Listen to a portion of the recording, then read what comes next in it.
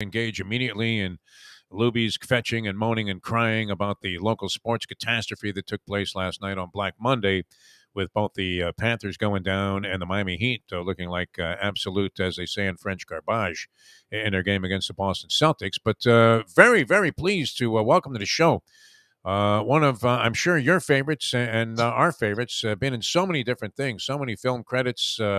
It is just an extensive and impressive list. And we welcome to the show the lovely actress Denise Crosby, who comes from some royal bloodlines as well, as you might imagine, to the program. Denise, how are you? Good to have you on the show. I am so well. Thank you so much for having me. Good morning. It's good to be with you. I mean, among my favorite shows of all time, of course, Ray Donovan, you were a part of that. There are a zillion Star Trek fans out of there. You were a big staple on that television broadcast. But new project working right now. Tell us about what you're doing on the USA presentation of Suits. Oh, wow. Suits. Yes, I finished up a great 9th season finale of that incredible show. And I was able to kind of straighten up those guys and get them back on track. I came in as a master on that show. So I gave them a little bit of hell. The Next Generation, and also a narrator of a feature film documentary, Trekkies, and that is celebrating its 25th anniversary. And that had to be a very special and heartwarming project for you, because I mean, there are just so many fans worldwide when it comes to Star Trek. Well, it was, and I had sort of a bird's eye view onto it, and I just couldn't believe that nobody had really explored this whole genre that had sort of sprung up and was in its. It was starting to change in the early. Let's see, when did we make this? In 25 years ago. So things were starting to really open up in terms of fandom, and we caught it right as it was sort of changing. Talking with the lovely Denise Crosby here on After Hours with Defo and Lubie. Lubie, you're a big fan, I know. I mean, I was infatuated with the performance on Ray Donovan, but you have been a fan of Denise for a long, long time. Well, Denise, Star Trek, it's funny because there are lots of shows, Seinfeld, that have these cult followings that became these monster shows. Star Trek is just like, it's like the Beatles. Like, Trekkies is literally a term that just is resounding. How is it to be a part of something that's been so big in the social consciousness, and then now be a part of, the film, the 25th anniversary, everything that's going on now with Trekkies? Oh, it's the gift that keeps on giving. I mean, we are, we are blessed, and we certainly don't take it for granted. It's, who could have ever thought that would happen? So it's amazing, and I'm grateful to be part of it. Did Liev Schreiber, when you were doing all of those Ray Donovan episodes, did he look like he had just gone 12 with Muhammad Ali every day when he woke up? I mean, how was he able to sustain that look on the show, like he had just been trampled by a bulldozer? He's got a very special quality, Liev. He was fantastic in that role, and I wouldn't want to meet him in a dark alley. Let me just tell you that much. He never broke out the bat, I hope, which seemed like an unlikely weapon of choice when the other guys had machine guns, but somehow he was fearless in that role. How much fun was it doing that series? Because I think it's up there with any of the great television series of all time. Oh, that's so sweet. Look, it was tremendous. I mean, what a cast, and certainly I was able to work with Elliot Gould, who had long time been, one of the greats, and it was just, it was the second time I got to work with the incredibly talented Ann Bitterman, who created the show. She had created Southland, which was another really fabulous show, and that I was on. And so when Ray Donovan came along, I'm sort of her touchstone, she says. So I came aboard that one. Denise Crosby with us. I only have about a minute, but what message would you want to send to the Trekkies about what level of interest they should have in this upcoming documentary? This is the version we had always wanted to make. This is a beautiful new high def Blu Ray version. There's some extras on it. There's a talk back with Roger Nygaard, the director, and I, and it just looks pristine. So if you don't have a copy, get one now. It'll be available on all the video on demand platforms, Amazon, iTunes, Vudu, all that stuff. So please, you'll love it. Just one point of curiosity, real quick, if you don't mind. Did you ever accompany your grandfather, Bing Crosby, on any of those shoots for the American Sportsman when you were a kid? No, but my son was recently up at Pebble Beach doing playing golf. So it's come full circle. There you go. All right, thanks so much for your time. Congratulations on all your brilliant success in the acting game, and this documentary figures to be special and have great meaning to all of the Trekkie fans out there. It was a pleasure having you on the show. Thanks so much for joining us. It is. Pleasure is all mine, you guys. Thank you so much. Thanks, Denise. All right, thanks a lot, Denise Crosby. Ladies and gentlemen, you sort of sandbagged me at the beginning there, Lubie, with the information, because I thought she was on to promote this Suits thing, which you had emphasized in your message to me, and turned out to be something else, which is always a bad deterrent when allocated 7 minutes by a very strict and demanding public relations firm, which we don't want to piss off by, going way over the time there, although a lot of people would do that to us. Yes. And we would miss out on guests that we had a short window of time with. But no, very, I can't believe it, right? She was, I think Deb was a character, Ray Donovan, and was on a series for like 4 or 5 years, Ray Donovan, and working with Elliot Gould. They had amazing acting throughout the whole time. But it did look like, I mean, how does Liev Schreiber end up? I mean, he always looked like he had been out, almost in like James Caan and the Gambler type fashion, just out for, some purpose to directly, take his life into his own hands there. Incredible. He always looks like he just came from a fight. Like, even when he did scenes that weren't about fighting, his wife was dying of cancer. He's in this, weird world. He still looked like he just came from a fight. Always. Like, it's 100%. All right, you ready to get to your bitching and moaning about what went on the local sports scene last night here in South Florida? We didn't do it this morning, so at some point I'm waiting for us to talk a little bit about the Heat. Even though I guess when you play that way, there's really not much to say. What an embarrassment! I mean, that was, and I don't know that it's inexplicable, because it's kind of been how the series has gone so far. I mean, the Celtics were competitive for a half in game number 1 and actually had an 8-point lead, and then absolutely were decimated in one of the ugliest quarters of Celtic basketball ever. So that game went in lopsided fashion to the Miami Heat. Celtics come back and pummel the Heat. The Heat all of a sudden with a 180-degree reversal of form in game number 2. They lose on the home wood. They lose home court advantage. Celtics in game 3 do another vanishing act, and the Heat control the pace all the way throughout the game and go off and win handily, take a 2-1 lead. And then last night, with a chance to really drag, dig the dagger into the Celtics' chances, they lay an egg and shoot 3 for 20 in the first quarter, have 4 points with about 2 minutes to go, and it was essentially over as the Celtics not only dominated that first quarter and then built on that lead, and were up like 24 at halftime, and you had to figure it was lights out. Eric Spoelstra, the Heat coach, threw in a towel pretty early and had a lot of his guys on the bench from that point on. The lead got as large as 31, and ended up being 20, and just no contest right from the start last night. So I don't know, where does that leave you? I mean, I'm actually of the feeling, my original instincts about game number 5, which would be, what is it, tomorrow night? Game number 5? Yes. Tomorrow night.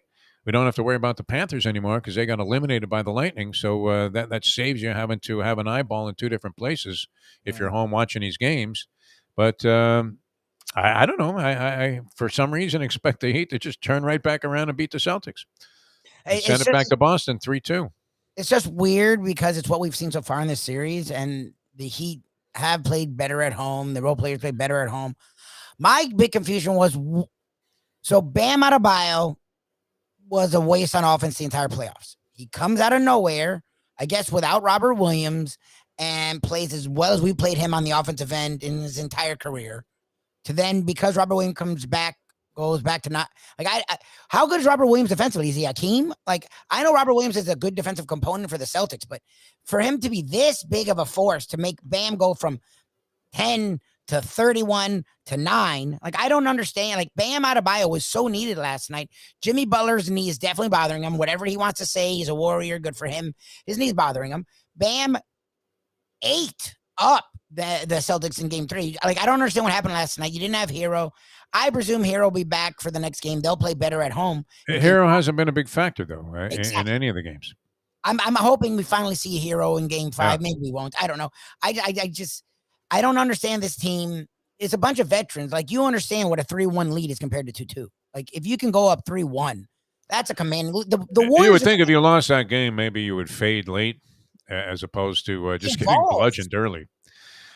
You would have to expect that Boston was going to come out and attempt to be razor sharp and get an edge, but they were pretty much handed to it. The Celtics were handed that lead as if they were picking hors d'oeuvres off a platter at a bar mitzvah. I don't know that they were playing all that great. I mean, they weren't horrible, but it wasn't like they were brilliant. There were plenty of opportunities for the Heat to get themselves into the game. It's mystifying, and it will always remain so. I understand it's the way the game is played now and the way it's structured, and it's weird for an old school guy like me to be, complaining about the just over infatuation with the 3-point shot in NBA basketball, where it's just every possession you have a team that's already dug itself into a hole, and they're still jacking up threes that they've been missing at an incredibly lame ratio. And I don't get it. I don't know why coaches don't immediately call a timeout, intervene there, and say, hey, remember this? This is a phrase that used to actually apply. Let's work the ball a little bit. Yes. Like, I watched, it's so funny. You've always made fun of me for being an old man in a young man's body, but you are an old man, an old Jewish cranky man in a young man's body. It's great. And I guess that's what happens, because I watch these games and I'm like, another 3, like, come on, guys. Like you're 0 for 7 from 3-point range. What? I mean, you just keep chucking them up there because you figure you're due.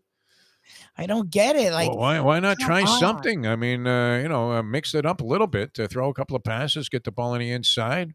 Maybe crash the boards a little bit. Just mix it up a little bit. I don't know why. It's persistent throughout the league, and it's the way the game is being played right now. And I understand that the 3-point shot, you only have to hit 33% of them to be the equivalent of 50% shooter from 2-point range. But you don't see even 33% of these shots being made. You're seeing horrendous totals by the losing team on 3-point attempts. Because they just jack up anything, and that's what made the Heat, to me, great this year, was that they're not the Rockets. Like, they were number 1 in 3-point shots made or something like that in the regular season, but they didn't live and die by it. They have a bunch of guys that can go to the basket and get easy scores. That first quarter was the antithesis of everything they've done all year long. Like, let's just jack up threes and really not use any of the shot clock and not work the ball. Let's just, it was like, okay. Like, very mystifying, the Jekyll and Hyde nature of this series, because it's been one team dominant on every other ball game so far, leading you to the conclusion that it'll reverse once again, and you'll have the percentages all in a Heat favor, because it's like an 80% shot that if you win Game 5, and especially if you're the home team of a series that's tied at 2-2, 80+% of the time, the team that wins Game 5 wins the series. So We'll see if the Heat are up to the occasion. They certainly weren't up to anything last night except no good, and that was the case. An embarrassment, though, on the ice, Lubie.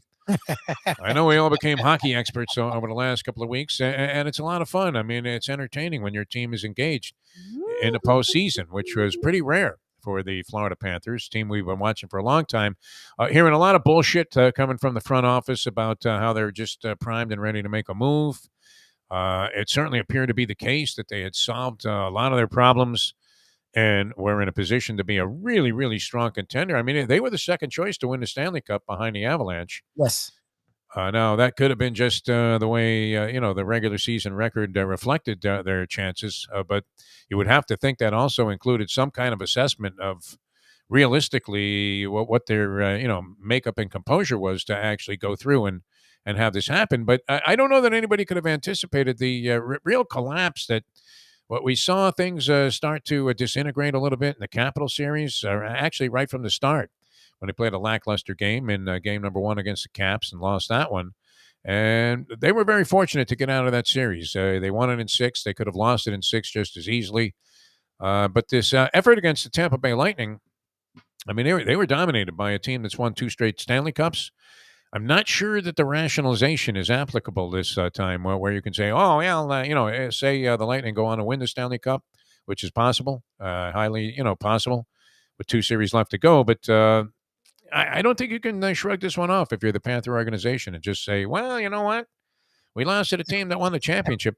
This was humiliating. I mean, I guess was the word one of our guests on our morning show used. And I was surprised because I thought this guy was a friend of the organization and he was going to kind of soft sell it a little bit and say, well, you know what? They accomplished a lot.